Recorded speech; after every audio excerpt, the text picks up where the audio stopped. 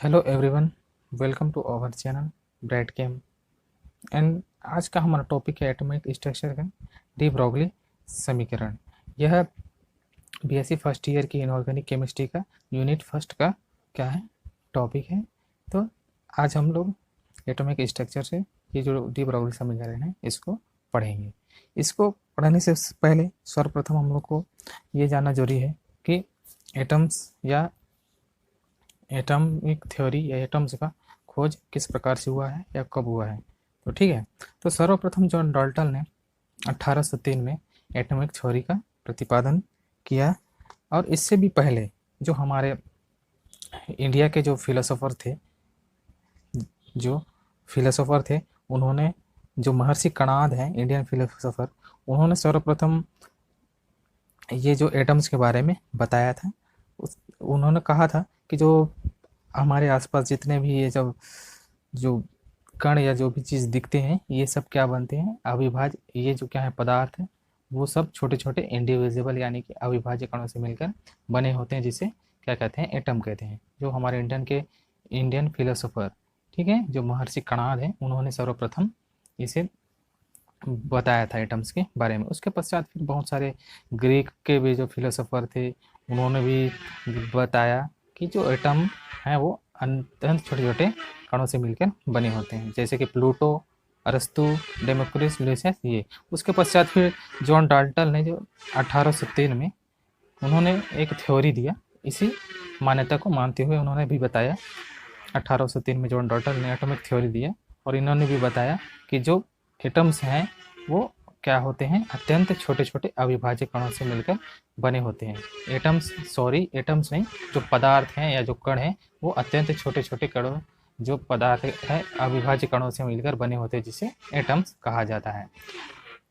उसके पश्चात फिर जब फंडामेंटल पार्टिकल की खोज हुई, यानी कि जब उस टाइम जब जॉन डॉल्टन या उससे पहले क्या था कि माइक्रोस्कोप उतने अच्छे नहीं थे, तो ज़्यादा एटम्स के अंदर या अणु के अंदर अच्छे से नहीं देखा जा सकता, जिससे उतना गहराई तक एटम्स के बारे में जानकारी नहीं थी। लेकिन उसके पश्चात जैसे जैसे माइक्रोस्कोप का आविष्कार होते गया, वैसे वैसे फिर उस एटम्स के अंदर या अणु के अंदर फिर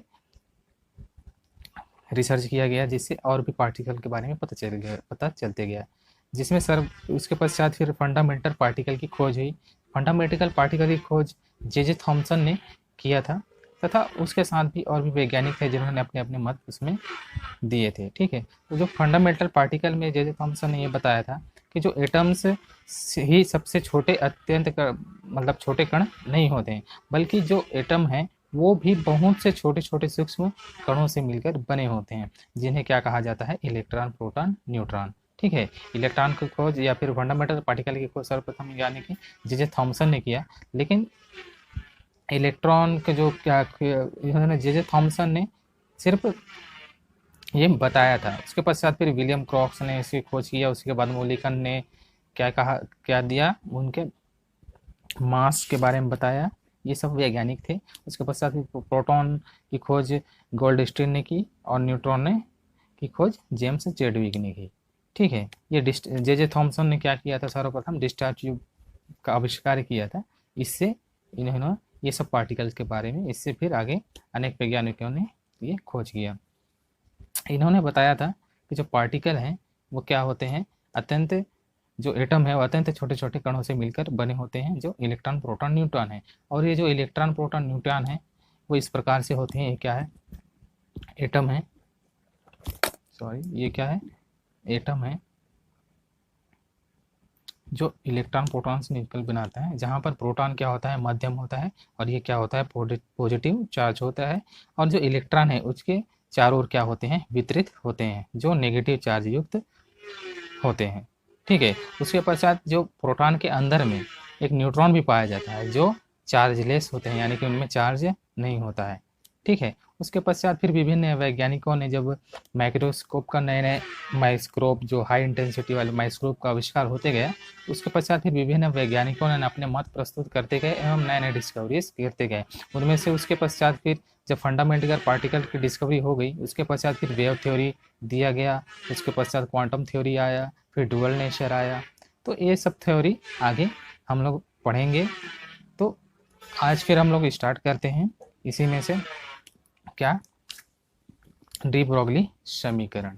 ठीक है, ये डी ब्रोगली समीकरण atomic structure.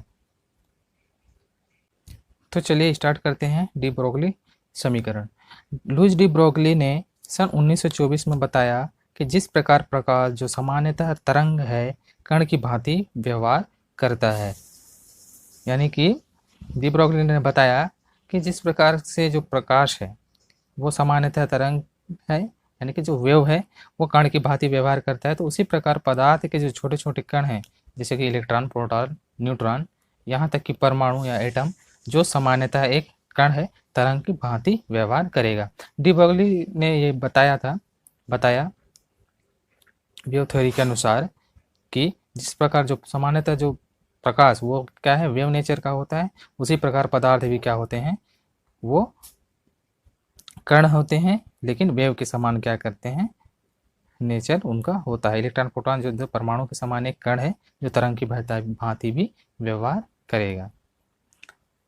Dual nature of matter, इस धारणा के अनुसार इलेक्ट्रॉन जैसे सूक्ष्म कण की दोहरी प्रकृति अर्थात तरंग जैसी तथा कण जैसी होती है, यानी कि जो इलेक्ट्रॉन, प्रोटॉन या न्यूट्रॉन है उसके कण के साथ साथ वो उसका जो नेचर है वो तरंग यानी कि वेव के समान भी होती है। जब इन कणों को तरंगों जैसा माना जाएगा तो इनमें वे सभी गुण होंगे जो तरंगों में पाए जाते हैं, अर्थात इनमें फ्रीक्वेंसी, वेवलेंथ या एम्पलीट्यूड, ये सब गुण उनमें होंगे जब इनको ये माना जाएगा। ये है। उसके बाद देखते हैं डी ब्रोगली रिलेशन।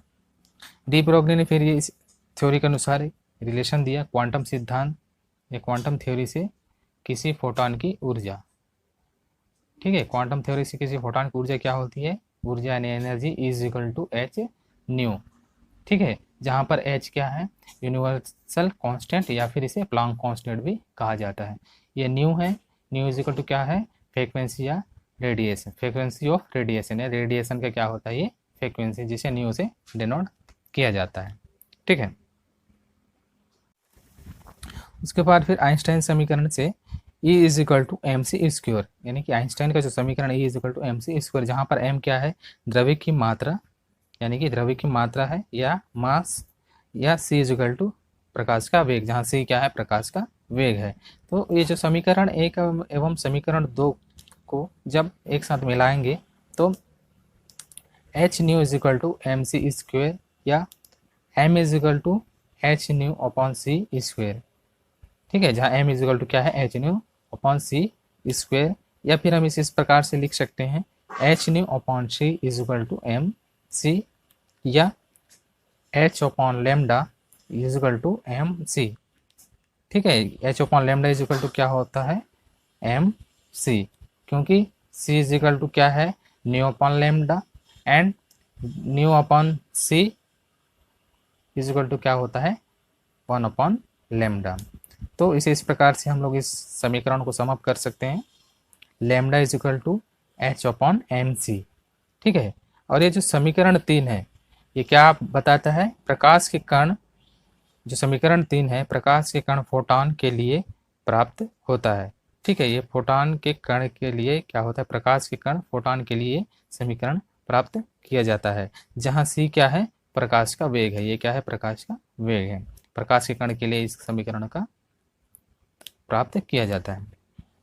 फिर डी ब्रोगली ने सुझाव दिया कि यह इलेक्ट्रॉन, प्रोटॉन, न्यूट्रॉन के लिए लागू किया जा सकता है, यानी कि जो ये समीकरण 3 है इसको क्या किया जा सकता है, ये प्रकाश का फोटॉन के लिए प्राप्त किया जाता है इस समीकरण को, लेकिन जो डी ब्रोगली ने बताया, इस सुझाव दिया कि यह जो समीकरण है इसको इलेक्ट्रॉन, प्रोटॉन के लिए भी लागू किया जा सकता है, जहाँ सी के स्थान पर उस कण का वेग रखा जा सकता है।